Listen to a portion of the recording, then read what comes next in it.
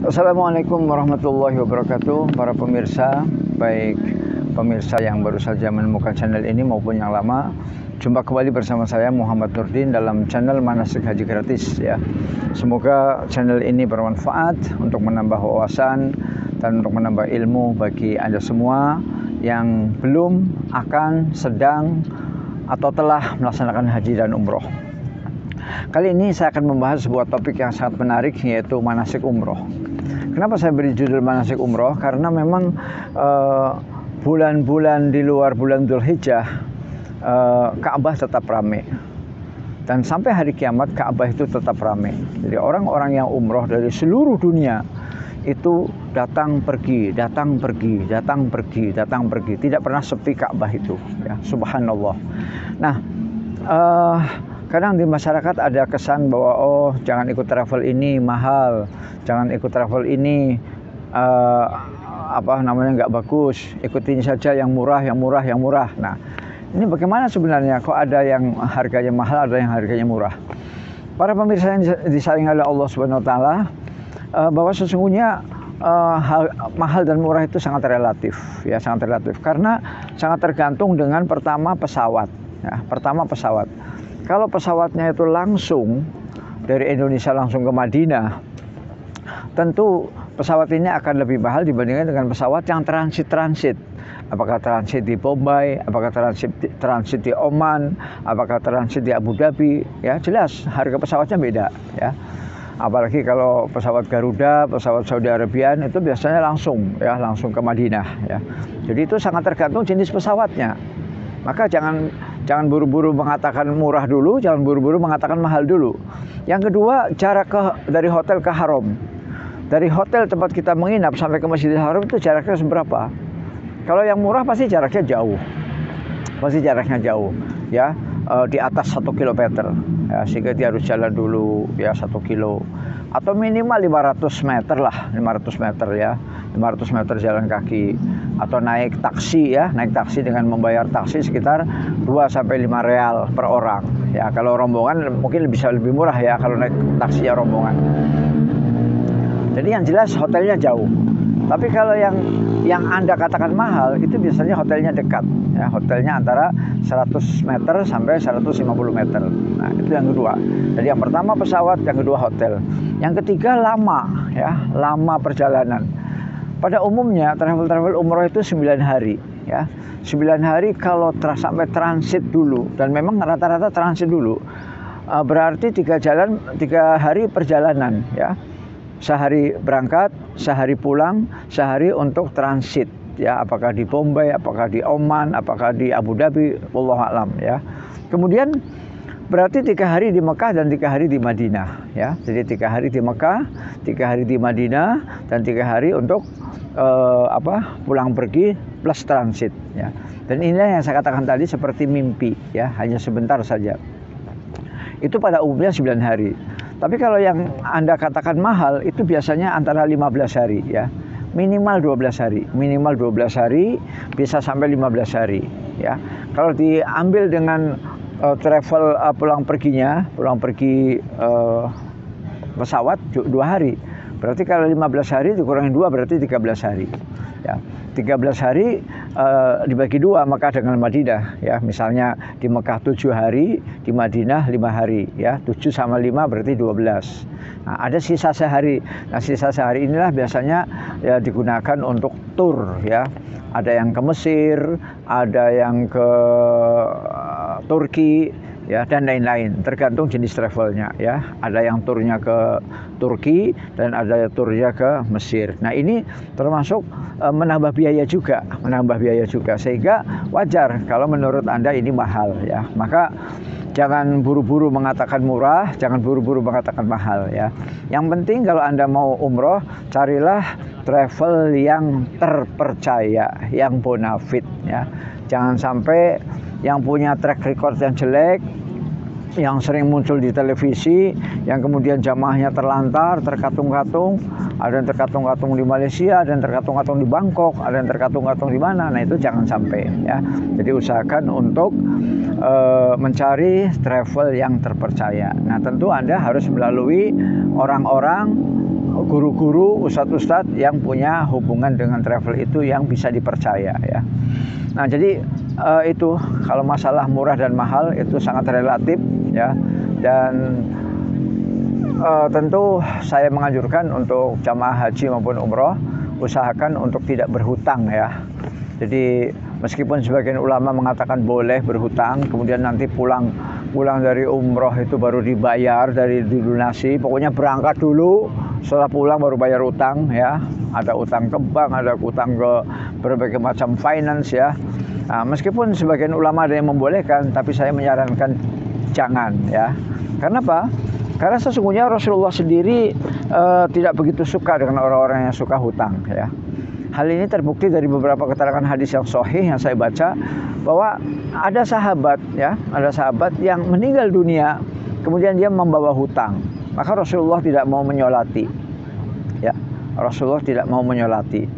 Nah, ketika ada salah seorang sahabat lainnya angkat tangan, ya Rasulullah, saya yang nanggung utang si fulan itu, barulah Rasulullah mau menyolati. Nah, jadi betapa tidak bagusnya hutang itu ya. Maka saya anjurkan bagi para jamaah untuk tidak tergiur dengan iming-iming dari lembaga manapun, lembaga keuangan manapun, karena itu pada hakikatnya mendidik kita berhutang ya, mendidik kita berhutang. Jadi lebih baik kita menabung saja sendiri ya, menabung saja sendiri, kemudian kalau sudah mendekati cukup barulah kita mendaftar. Nah, kemudian umrohnya sendiri sebenarnya singkat ya, yaitu tawaf di Ka'bah itu insya Allah lebih kurang 1 jam. Nah, saya pernah mencoba sekali keliling itu 6 menit ya. 6 menit itu mengelilingi Ka'bah sekali putaran. Jadi kalau 7 kali putaran, 7 kali 6. 7 kali 6 adalah 42 ya, apa 43 ya. Pokoknya 40 sekian lah ya, 7 kali 6. Nah, oke lah digenapkan menjadi 1 jam. Jadi tawaf sendiri mengelilingi Ka'bah itu 1 jam. Kemudian sa'i dari Bukit Safa ke Marwah itu jaraknya adalah 400 meter kali 7 ya. Jadi jumlahnya 2,8 km. Itu selama-lamanya kita jalan pulang pergi itu sekitar 1,5 jam. Jadi jumlah total 2,5 jam. Kemudian untuk jalan kaki menuju ke tempat cukur rambut tahallul kira-kira setengah jam. Jadi total untuk umrohnya sendiri di kota Mekah cukup waktu 3 jam ya, hanya 3 jam ya. Jadi sisanya adalah untuk travel, jalan-jalan, shopping dan lain-lain. Nah, kemudian tentu biasanya travel umroh itu biasanya pesawatnya mendarat di Madinah dulu ya. Hampir tidak ada atau hampir jarang travel umroh kemudian pesawatnya ke Jeddah ya, kemudian habis dari Jeddah ke Mekah itu jarang. Biasanya ke Madinah dulu, mereka mengunjungi Masjid Nabawi. Nah, barulah mereka mulai berihram dari Masjid Nabawi dari Madinah, yaitu dari daerah yang namanya Bir Ali ya. Jadi setelah mereka puas 3 hari di Madinah, lebih kurang ya tergantung lamanya, kemudian pada hari terakhir di Madinah biasanya dari pemimpin umroh itu sudah menganjurkan untuk segera mandi ya, persiapan untuk umroh di Mekah. Nah, biasanya dianjurkan untuk mandi sunnah, persiapan umroh, kemudian berpakaian ihram, kemudian berangkat dari Bir Ali atau dari Madinah itu biasanya jam ba'da zuhur ya. Jadi ba'da zuhur setelah makan, setelah sholat, sudah berpakaian ihram barulah berangkat ya, berangkat menuju ke Mekah. Nah, kemudian kapan berniatnya mengucapkan labbaika Allahumma umrah? Berangkatnya adalah pada saat mengucapkannya pada saat di Bir Ali ya. Jadi setelah jamaah haji sudah siap semua, sudah memakai pakaian ihram, kemudian berjalan menuju ke Bir Ali. Di Bir Ali sholat 2 rakaat, kemudian setelah sholat kemudian barulah berniat labbaika Allahumma umrah, kemudian berjalan menuju ke Mekah. Nah, perjalanan dari Bir Ali ke Mekah itu lebih kurang 5 jam ya. Jadi kalau itu mau dihitung umrohnya berarti 5 plus 3 ya. 3 jam di Mekahnya, 5 jam di perjalanannya, sehingga sekitar 8 jam. Dan kalau dibulatkan sekitar 10 jam untuk persiapan macam-macam ya, untuk makan, untuk ke BAB, buang air kecil, ke toilet dan lain-lain. Nah, jadi umrohnya sendiri itu hanya 8 sampai 10 jam ya. 8 sampai 10 jam. Mengapa 8 sampai 10 jam? Karena plus perjalanan ya. Karena selama perjalanan itu kita sudah masuk manasik ya. Jadi setelah kita mengucapkan labbaika Allahumma umroh di Bir Ali ya, kemudian kalau bisa berdasarkan beberapa riwayat ditambahi kalimat Allahumma mahilli haitsu habastani ya. Allahumma mahilli haitsu habastani. Ya Allah, saya akan bertahalul di mana saja saya nanti akan tertahan ya. Kita tidak tahu apakah di dalam perjalanan umroh kita lancar atau tidak ya, kita tidak tahu. Tapi misalnya lancar, alhamdulillah ya. Tapi misalnya ada halangan entah ada apa sehingga kita tidak bisa meneruskan ke Mekah dan kita harus bertahalul di tengah jalan, maka tahalul yang kita lakukan di tengah jalan padahal belum melakukan tawaf, belum melakukan sa'i, maka tahalul kita tidak kena denda ya. Sebab kalau kita bertahalul di tengah jalan padahal kita belum tawaf, belum sa'i, maka kita kena denda ya, yaitu memotong seekor kambing.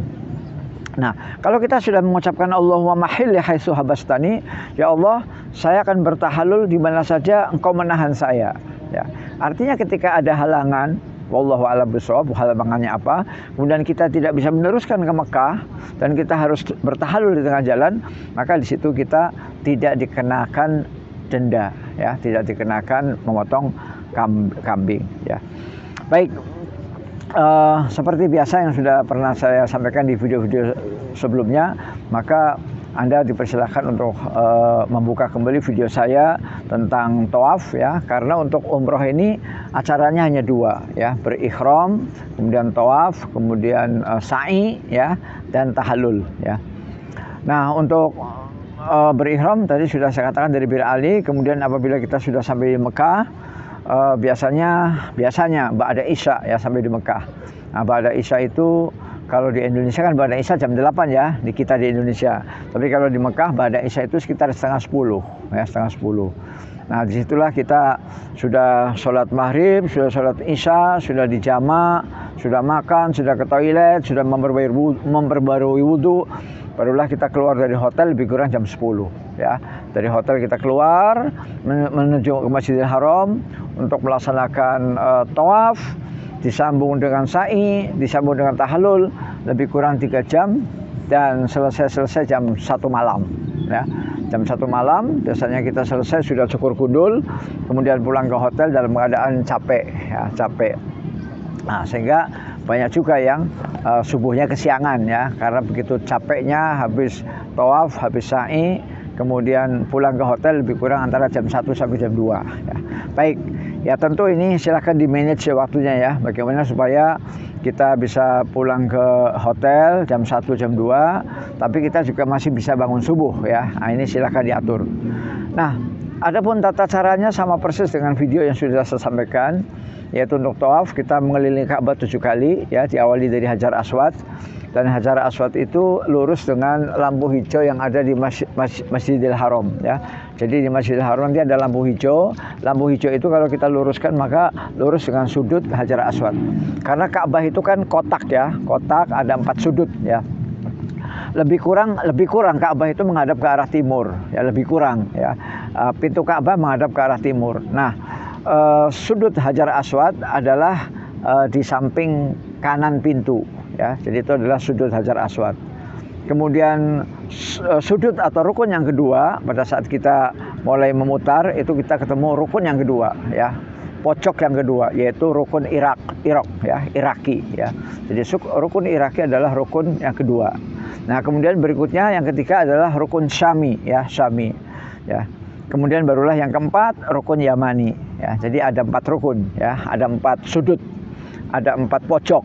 Pojok pertama yang ada Hajar Aswadnya, kemudian yang kedua namanya rukun Iraqi, Irak, yang lurus daerah Irak. Kemudian yang ketiga adalah rukun Syami yang lurus dengan daerah Syam. Kemudian rukun Yamani yang lurus dengan Yaman ya. Nah, kita Kita mulai dari sudut Hajar Aswad, tangan kita mengangkat, Bismillahirrahmanirrahim, Allahu Akbar, kemudian kita keliling, ya, sambil berzikir pada Allah. Silakan baca zikir apa saja, ya, silakan berzikir. Kemudian sampainya di rukun yamani, ya, sampainya pada tiang yang keempat, ya, sudut yang keempat, kita membaca Rabbana atina fid dunya hasanah wa fil akhirati hasanah wa qina azabannar. Yang sebelumnya kita pegang pojok rukun yamani itu, kita pegang, ya. Kita pegang, kita sentuh, kita salami. Ya, setelah itu membaca Rabbana atina fid dunya hasanah wa fil akhirati hasanah wa qina azabannar. Terus membaca sampai ketemu kembali dengan rukun Hajar Aswad, ya. Itu 7 kali. Setelah 7 kali selesai, kemudian kita siap-siap untuk sholat di belakang makom Ibrahim. Kita membaca wattakhidhu mim maqami Ibrahim musalla, ya. Wattakhidhu mim maqami Ibrahim musalla. Kita sholat 2 rakaat di belakang makom Ibrahim. Yang menghadap Ka'bah, ya. Jadi tidak ada yang sholat yang tidak menghadap Ka'bah, itu tidak ada. Sholat yang menghadap Ka'bah di belakang makom Ibrahim, ya. Nah, apabila pas di belakang makom Ibrahim itu padat, maka kita mundur, ya, mundur, mencari celah, mencari ruangan yang kosong. Kalau ternyata di belakang makom Ibrahim itu ternyata full, penuh dengan manusia yang sholat, maka kita bisa sholat di mana saja, ya, di mana saja sholat sah. Sholat 2 rakaat. Rakaat pertama kita membaca Alhamdulillah, kemudian disambung dengan Qul ya ayyuhal kafirun. Rakaat yang kedua kita membaca Alhamdulillah, yaitu Al-Fatihah, disambung dengan surat Qul wallahu ahad, ya. Jadi rakaat pertama setelah Fatihah membaca Qul ya ayyuhal kafirun, kemudian rakaat yang kedua setelah Fatihah membaca Qul wallahu ahad. Itulah sholat 2 rakaat di belakang makom Ibrahim setelah kita tawaf, ya. Setelah itu silakan minum air zam-zam, ya, minum air zam-zam, kemudian berdoa di multazam. Itu hukumnya semuanya sunnah. Minum air zam-zam sunnah, berdoa di multazam sunnah, ya. Kalau kita mau ngambil yang wajib-wajibnya dulu, silakan berkumpul dulu. Dan berkumpul di mana? Berkumpul agar satu rombongan itu tidak terpisah. Dan itu sesuai dengan kesepakatan dari awal, ya. Misalnya pimpinan rombongan mengatakan setelah kita tawaf 7 kali putaran, setelah kita sambung dengan sholat 2 rakaat di belakang makom Ibrahim, maka kita kumpul di bawah lampu hijau. Nah, misalnya begitu, misalnya. Nah, setelah kumpul semua seluruh jamaah umroh, barulah berangkat menuju Bukit Sofa untuk melakukan sa'i, ya. Nah, jalan menuju tempat sa'i itu biasanya ada rambunya, ya, ada pelangnya, ada tanda panah tulisannya mas'a, ya, tulisannya mas'a. Jadi kalau ada tertulis mas'a, berarti kalau kamu mau sa'i lewat sini dong, ya, lewat sini, ya. Ada panahnya, ada rambunya. Nah, nanti ketemu kita tempat sa'i, yaitu di antara Bukit Sofa dan Marwah.